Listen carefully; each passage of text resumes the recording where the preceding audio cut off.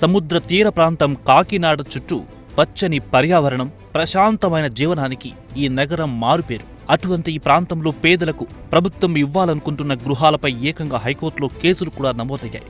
ప్రభుత్వం తలపెట్టిన ఏ కార్యక్రమంలోనైనా ప్రతిపక్ష పార్టీలు రంధ్రాన్వేషణ చేయడం సహజంగానే జరుగుతుంది. కానీ కాకినాడలో కొంతమంది మత్స్యకారులు రాజకీయ పార్టీలకు సంబంధం లేకుండా నేరుగా హైకోర్టుని ఆశ్రయించారు.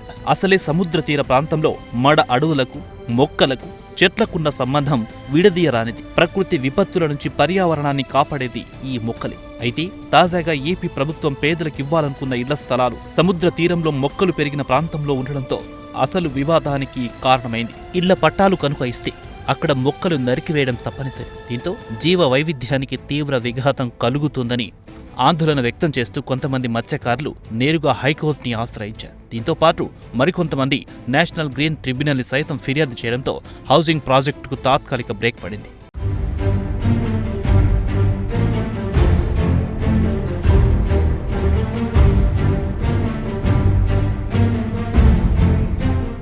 తూర్పు గోదావరి జిల్లా కాకినాడ సముద్ర తీరంలో పేదలకివ్వడానికి నిర్ణయం తీసుకున్న భూమిపై వివాదం చెలరేగింది. కాకినాడ నగర పరిధిలో పోర్టుకి సమీపంలో గతంలో రాష్ట్ర ప్రభుత్వం పోర్టు కేటాయించిన 126 ఎకరాల స్థలం ఉంది. ఆ స్థలంలో గతంలో 5 ఎకరాల భూమిని రైల్వే అవసరాలకు కేటాయించారు. మిగిలిన 116 ఎకరాలు గత కొంతకాలంగా నిరుపయోగంగా ఉన్నాయి. సముద్రం ఆటు పోర్టులకు సముద్రం నీరు ఈ భూమిలో ప్రవహించడం వల్ల ఉప్పు నీటి కాలువలుగా ఏర్పడ్డాయి. దీంతో కాకినాడ దుమ్మలపేటలో నివసించే మత్స్యకారులు సముద్రంలోకి వెళ్లడానికి ఈ ఉప్పు నీటి కాలువలను ఉపయోగించుకొని చేపల వేటకు చిన్న పడవలను నడుపుతుంటారు. సముద్రం నీరు ప్రవహిస్తూ ఉండడంతో ఈ భూముల్లో మడ మొక్కలు పెరిగాయి. ఈ భూమి అటవీ శాఖకు సంబంధించినది కాకపోయినా మడ అడవులను ఆనుకొని మడ మొక్కలు భారీగా పెరిగాయి. ఎంతలా పెరిగాయంటే ఒక్కొక్క మొక్క 3 అడుగుల నుంచి 15 అడుగుల వరకు దట్టంగా పెరిగాయి. ఇప్పుడు ఆ మడ మొక్కలు రాష్ట్ర ప్రభుత్వానికి తలనొప్పి తెచ్చిపెట్టాయి.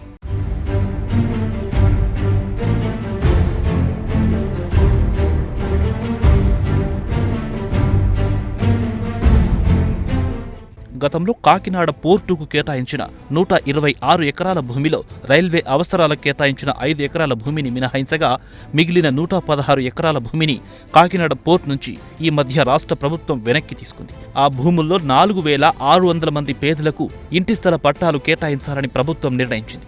ఉగాది నాటికి పేదలకు ఇంటి స్థలం కేటాయించాలని ప్రభుత్వం నిర్ణయించడంతో అధికారులు ఆ 116 ఎకరాల భూమిని చదును చేశారు. అక్కడున్న మడ మొక్కలను నరికివేశారు. అటవీశాఖ చట్టం ప్రకారం మడ మొక్కలు లేకుండా చేయడం కానీ నరకడం కానీ తీవ్రమైన నేరం. ఎందుకంటే ఉప్పు నీటిలో మాత్రమే పెరిగే ఈ మడ మొక్కలు ఇతర ప్రాంతాల్లో ఎక్కడా పెరిగే పరిస్థితి లేదు.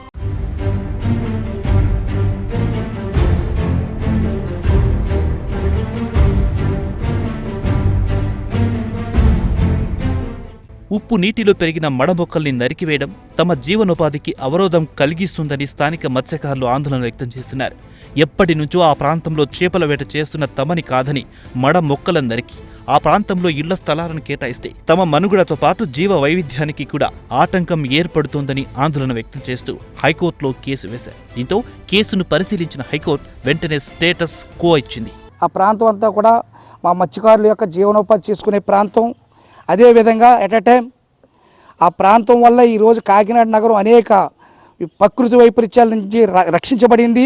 ఎంతోమంది మేధావులు, శాస్త్రవేత్తలు ప్రకృతి వైపరీత్యాలు వచ్చినప్పుడల్లా కూడా ఈ ప్రాంతం కాకినాడ కాపాడబడడానికి, చుట్టుపక్కల కాపాడడానికి ఈ మడా ఫారెస్ట్ అని కూడా ఫారెస్ట్ డిపార్ట్మెంట్ వాళ్ళు కూడా మాకు అధికారికంగా ఇచ్చిన లేఖలు మా దగ్గర ఉన్నాయి. మరి అలాంటి ప్రకృతి వైపరీత్యాలు ఈ కాకినాడ నగరాన్ని కాలగర్భంలో కలిసిపోలేకుండా కాపాడే ప్రాంతాన్ని, అదేవిధంగా మా ఏదైతే జీవనోపాధి కోల్పోయేటట్లు చేసి ఈ ప్రాంతాన్ని కప్పెడుతున్నారో ఆ క్రీక్స్ని ఇవన్నింటినీ కూడా ఇప్పుడు ఇళ్ల స్థలాల పేరిట ప్రభుత్వం వారు ఏ అయితే కాలువలో మడ చెట్లు పూడ్చిపెడుతున్నారో ఆ కాలువల్లో నాకు తెలిసినప్పుడు కూడా మా నామలు, బోట్లు, పడవలన్నీ కూడా అక్కడే కట్టుకునేవాళ్ళం. ఇప్పుడు కుంభాభిషేకం దగ్గర బ్రిడ్జ్ డౌన్ అయిపోవడంతో పెద్ద పెద్ద బోట్లు లోపలికి రావట్లేదు, చిన్న చిన్నవన్నీ కూడా లోపలే కట్టుకుంటున్నాం. ఈ రోజు కాకపోయినా రేపైనా ప్రభుత్వం స్పందించి ఎవరో ఒకరు బ్రిడ్జ్ ఎక్కిపోతారా, మా బోట్లు మళ్ళీ మా ఇళ్ళ వరకు తీసుకొచ్చి కట్టుకోకపోతామని ఎదురు చూస్తున్న క్రమంలో ఇలాంటి టైంలో ఈ ప్రభుత్వం వారు ఇళ్ల స్థలాల పేరిట మేము ఎక్కడైతే జీవనం సాగిస్తున్నామో ఆ కాలువలు మొత్తం పూడ్చిపెట్టేయడం జరుగుతుంది. అంతేకాకుండా ఆ కాలువల్లో చేపలు పట్టుకొని మా దుమ్ములపేట, పర్లోపేట, కొత్త కాకినాడ, ఏటుమొగ,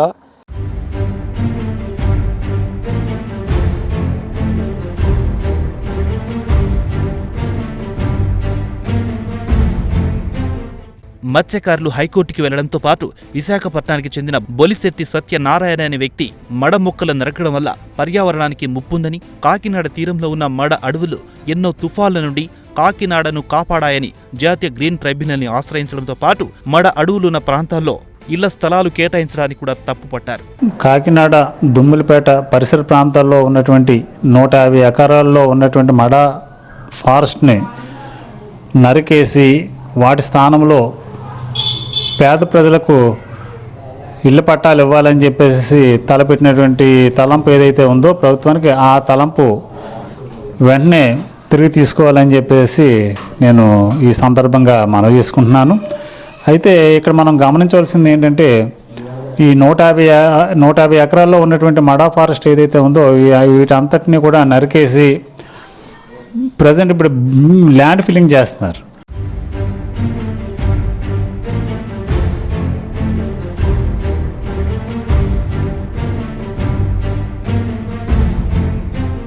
నేషనల్ గ్రీన్ ట్రిబ్యునల్కి ఇచ్చిన ఫిర్యాదును స్వీకరించిన కోర్టు 5 సభ్యులతో కూడిన నిపుణుల కమిటీని నియమించింది.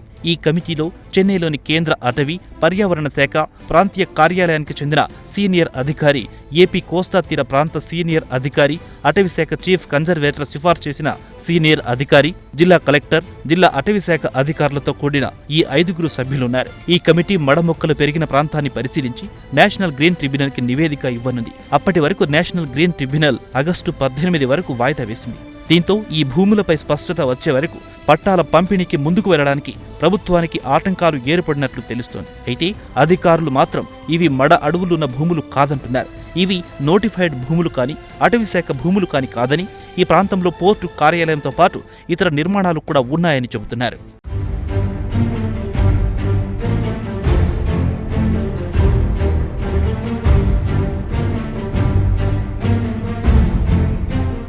వేలాది మందికి సముద్రమే జీవనోపాధి. నిత్యం చేపల వేటకు వెళ్లేందుకు ఈ ప్రాంతం నుంచి పడవల ద్వారా సముద్రంలో చేరుకుంటారు. అలాంటి ప్రాంతాన్ని చదును చేసి ఇళ్ల పట్టాలకిస్తే జీవ వైవిధ్యానికి ఖచ్చితమైన తూట్లు పొడిచినట్టే అనే అభిప్రాయం వ్యక్తమవుతోంది.